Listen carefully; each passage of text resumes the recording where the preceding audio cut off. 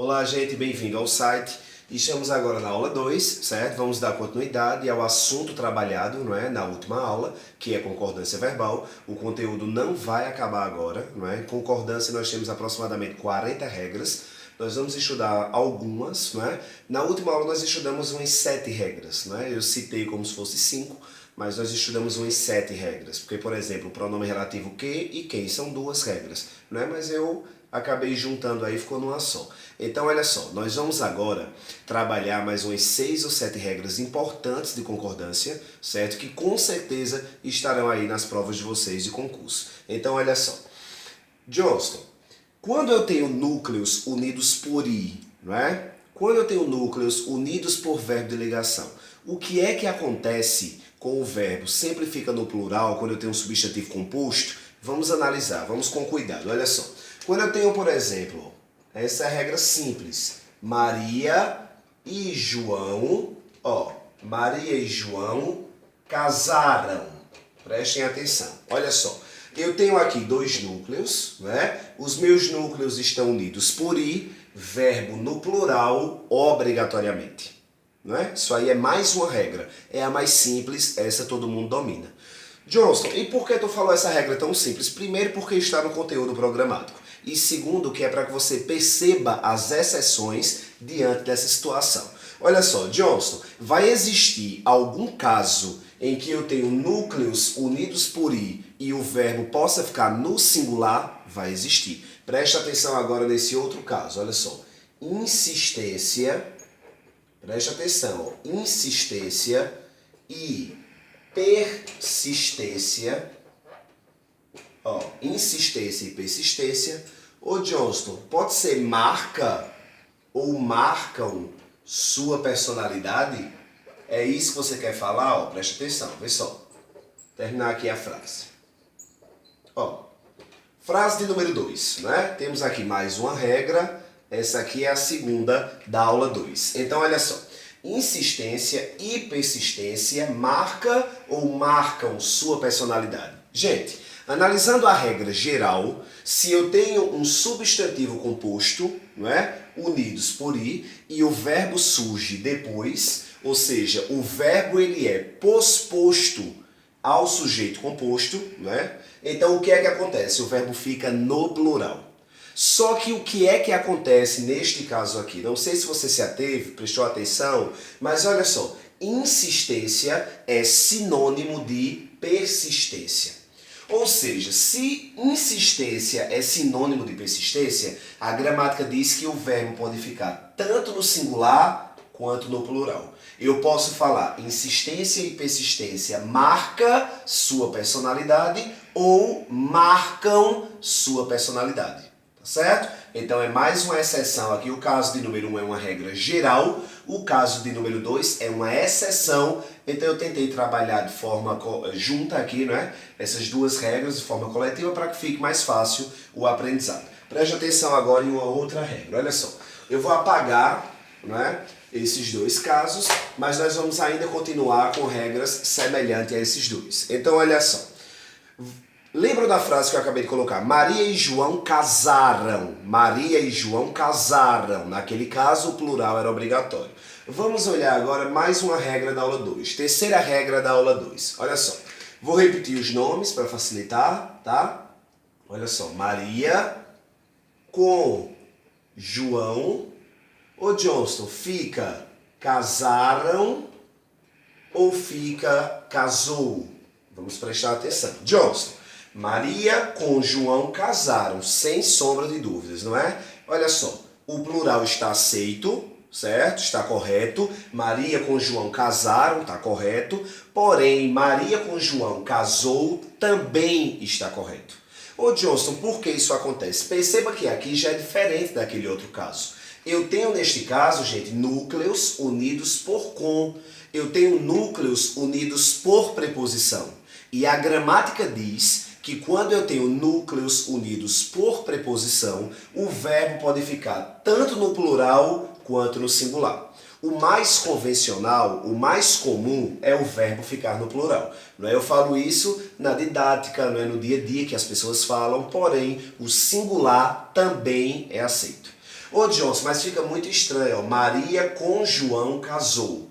O problema é que neste caso, quando eu coloco o verbo no singular, você precisa lembrar que eu posso ler a frase da seguinte forma: Maria casou com João. Não é? Perceba que a expressão com João vai lá para o final da frase. Então tem que ter cuidado com isso. Nós temos várias perguntas que podem surgir através dessa frase, certo? Nesta aula eu não vou trabalhar por enquanto com vocês, eu estou apenas apresentando as regras e as exceções, só que além das regras e das exceções, eu tenho vários bizus importantes, mas eu não vou citar agora, certo? Para que a gente possa seguir a aula de forma que as pessoas consigam entender, tá? Tem algo muito complicado para ser entendido aqui nessa frase, mas eu não vou falar agora. Para esta aula, nesta aula, eu quero que você entenda aqui. Núcleos unidos por com, certo? Núcleos unidos por preposição. O verbo pode ficar tanto no singular quanto no plural, certo? Essa é a terceira regra que eu quero que você consiga entender para a gente poder responder os exercícios daqui a pouco. Então eu vou apagar a regra de número 3 e nós vamos estudar outras regras agora. Olha só, a partir de agora nós vamos estudar, não é, verbos impessoais. Ô Johnston, o que são os verbos impessoais? Gente, verbos impessoais são aqueles que não se admite o plural, certo? O singular ele vai ser obrigatório. Johnston, quarta regra, me diz aí um exemplo de verbo impessoal. Olha só, gente, haver no sentido de existir. Isso cai muito nos concursos e os alunos ainda não conseguiram se ligar nisso. Quando a banca coloca, muitos alunos acabam caindo. Olha só, vou repetir. Haver no sentido de existir, certo? Johnston, aplicação numa frase. Olha só, eu não posso falar haviam muitas crianças, preste atenção, haviam muitas crianças naquele local. Prestem atenção. A frase desta forma fica elegante. Eu concordo com você que aparentemente a frase está bonita e tal, está interessante. Só que o que é que acontece, gente? Todas as vezes que eu puder trocar haver por existir, esse verbo é impessoal. Não admite-se o plural. Ou seja, eu não posso falar haviam muitas crianças naquele local. O correto é falar havia muitas crianças naquele local. Porque eu posso ler da seguinte forma: existiam muitas crianças naquele local. Vou repetir. Todas as vezes que o verbo haver estiver no sentido de existir, esse verbo é impessoal, fica no singular. Muita gente fala, houveram 2 acidentes ontem na BR. Eu não posso falar, houveram 2 acidentes. Houve 2 acidentes. Independentemente do tempo verbal, se é presente, passado ou futuro, todas as vezes que o verbo haver estiver no sentido de existir, ele é impessoal. Johnson, existe outro exemplo, outro caso de verbo impessoal? Existe. É o caso de fazer na indicação de tempo. Vou repetir, fazer na indicação de tempo. Todas as vezes que o verbo fazer estiver na indicação de tempo, ele é um verbo impessoal e fica no singular. Ô Johnson, aplicação numa frase. Olha só, vamos para a regra de número 5, ainda com verbos impessoais. Muita gente fala, fazem 3 anos que viajei. Fazem 18 anos que viajei a São Paulo, que fui a São Paulo. Não é? Isso a gente percebe muito entre os jornalistas, não é? Entre os atores, não é? Nas novelas e tal. Então, assim, é um erro comum. Então, olha só, eu não posso falar fazem 10 anos que viajei a São Paulo. Se fazer está indicando tempo, fica no singular. O correto é falar e escrever faz 10 anos que fui a São Paulo. Ô Johnston, mas são 10 anos. Fui. O verbo fazer fica no singular, certo? Eu vou colocar aqui um exemplo para facilitar aí o aprendizado. Olha só. Faz, não é? 10 anos que viajei a São Paulo, certo? Só uma dica aí, não é o momento, não estamos na aula de crase, mas olha só, Johnson, faz 10 anos que viajei a São Paulo, não teria crase aí não? Só uma dica rápida, ó. Se eu vou a algum lugar e volto da, tem crase. Né? Se eu vou à Bahia, tem crase porque eu volto da Bahia.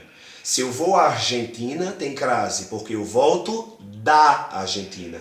Porém, todas as vezes que eu vou a algum lugar e eu volto de algum lugar, não tem crase. Se eu vou a São Paulo, eu volto de São Paulo. Não tem acento indicativo de crase. Vamos reafirmar essa ideia, no caso de número 5, fazer na indicação de tempo não pode ir para o plural. O correto é falar e escrever faz 10 anos que viajei a São Paulo, certo? Vamos analisar agora mais uma regra. Olha só. Ô Johnson, tem outros verbos impessoais? Sim, nós temos agora o terceiro caso. São verbos que exprimem fenômeno da natureza. Então, todas as vezes que o verbo exprimir fenômeno da natureza, ele obrigatoriamente fica no singular. Tá? Eu não posso falar segunda e terça choveram, segunda e terça choveu. Não é? Eu tenho aí núcleos que não são sinônimos, não é? Segunda e terça não são sinônimos, mas o verbo tem que ficar no singular porque ele está exprimindo fenômeno da natureza. Agora tem um caso muito especial, não é? Esse aí é o caso de número 6. Não é? Então eu vou te dar um exemplo aqui, ó. Segunda, não é? E terça, eu não posso falar choveram, tem que ficar, ó, segunda e terça choveu. Eu tenho aqui um verbo que exprime fenômeno da natureza. Agora, dentro da regra de número 6, eu tenho a regra de número 7, que é uma exceção. Não é? Ô Johnston, que exceção é essa? Que regra é essa? Presta atenção, isso é muito importante. Olha só, verbos que exprimem fenômeno da natureza, eles ficam no singular. Porém, você tem que ficar muito atento, muito atenta, que esse verbo, para ficar no singular, não é? Quando indica fenômeno da natureza, tem que estar no seu sentido real, certo? Se estiver no seu sentido figurado, aí tem que concordar com o substantivo. Johnston, eu não estou entendendo. Olha só, se a gente olha para o caso de número 6 e a gente percebe segunda e terça choveu, dá a ideia de chuva mesmo. Ou seja, está exprimindo o fenômeno da natureza no seu sentido real. Agora presta atenção na frase que eu vou colocar. Olha só, se eu falo, por exemplo, choveram facas ontem na festa. Choveram facas ontem na festa. Senhor Johnston, o verbo chover exprime fenômeno da natureza, não é verdade? É. Ele não tem que ficar no singular? Tem. Mas quando ele estiver no seu sentido real.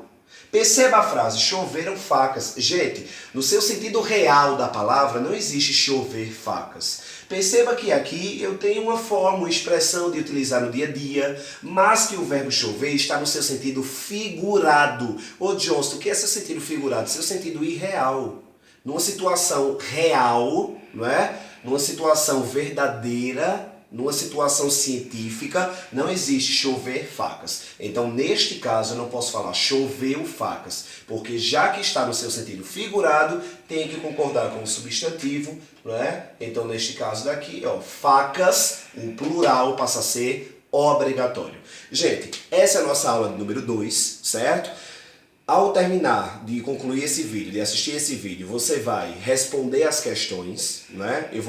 Vocês terão aí o exercício número 1, o exercício número 2, e eu vou colocar também, a partir de agora, simulados acumulativos. Então, o que vocês estudaram na aula 1 e na aula 2 pode ser cobrado nos exercícios. Abraço, até mais. Na próxima semana está saindo o vídeo 3. Fique com Deus, forte abraço.